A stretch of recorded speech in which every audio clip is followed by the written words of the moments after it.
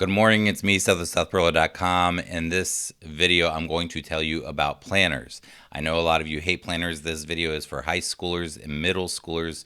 I am speaking directly to you. If you do not like planners, or you hate planners, or you're not great with planners or whatever, I'm going to tell you about why you shouldn't use the school planner and what you should do instead. So first thing, middle schoolers and high schoolers, is that the school planner, the planner that your school will give you, is about 80 or 90 pages thick. It's overwhelming, and it doesn't make it something that you want to use because there are so many pages. It feels like a book. Number two, they add things in there that have nothing to do with planning. For example, the school handbook. Who reads that in the planner? Maybe one or two people in the school at the beginning of the year. Why are there 15 pages of the school handbook in your planner? Number three, it has things like the periodic table, commonly misspelled words, pages for notes. Do you use that? If you use that, leave it in there. Most people don't use it. When you're using a planner, you want to learn to become better at planning. Get rid of everything in that book that's not a planner. So these school planners have these extra pages in it, first of all. Second of all, they have extra visual clutter. So oftentimes the months are different colors, like you might have an orange month, a blue month, and so on and so forth, which just is confusing to the eye unless you're an organized student. And then they often have famous quotes and little tips of the day and little cutesy things all over the planner. All you need is a planner. You don't need all this stuff in the periphery.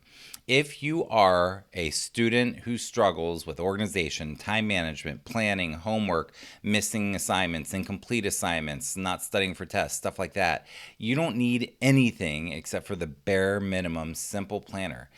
So also, these planners tend to have the monthly planner and the weekly planner. It's overkill. It's too many details. You don't need to manage that many details. So I'm not a fan of the school planners for your type of brain.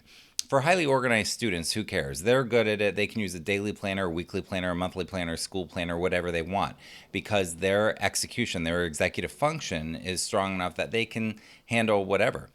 You have a creative mind, you're a divergent thinker, you think differently, you process differently. You don't need any of that, and you don't want that. What you want is a simple planner. So there are a few things that I want you to get in your planner. Go to the office store and get a planner that is monthly only, not monthly and weekly, not monthly and daily for sure, just a monthly planner. You want it to be an academic planner, not the calendar year that starts in January. You want your planner to start in July. You're going to rip out July eventually because it's gone. It's September already. You want a planner with lines on it. I'll show you that in a minute. You want to get one without a spiral if you can find it, just because a lot of people with executive function issues crush the spirals in their backpack over the year, and then it makes pages fall out, and you just want to avoid that if you can. But if you have to get a spiral, get a spiral.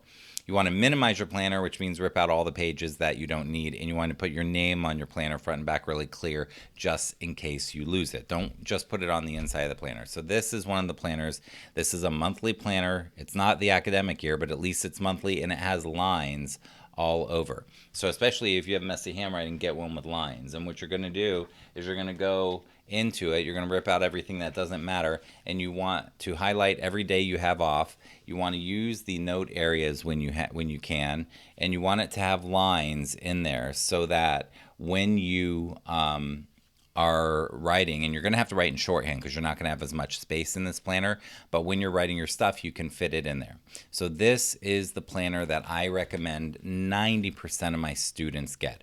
About 10% of my students, I say, okay, use the school planner. You're using it fine. If it's not broke, don't fix it. So don't listen to any of my advice ever if what you're doing is working, okay? I'm talking about generalities for people that I work with, which are people who struggle with organization, time management, missings, incompletes, all that stuff that I mentioned before. If that's you, then most likely this is best for you. But if you're using a different planner and it's working for you, if you're using an online planner and it's working for you, if you're using your Google Calendar and it's working for you, if you use a note card every day to track things and it's working for you, I don't really care what you use if it's working. But I will say again, 90% of the people I work with use this because I teach them how to use it, and it works, and it's simple, and it's streamlined, and it's easy to get to use so that you can track your homework, track your tests, track your studying, easily. You can see the entire month because you're a big picture thinker, you're a global thinker, you're not a detail oriented person. So you can see the whole month at a time, and it's much easier to track what you need to do so that you spend less time during the semester swimming upstream and trying to play catch up, and you spend more time having actual free time that you actually have because you're on top of your schoolwork. So I hope that helps you. I hope you have a great day. And I have a Jumpstart program starting. I hope you join us. And on Sunday, September 3rd, the early bird pricing ends, but the cart will still be open. You guys can still join us if you want until September 8th, and we start on September 9th. Anyhow, I hope you have an awesome school year. I'll see you soon.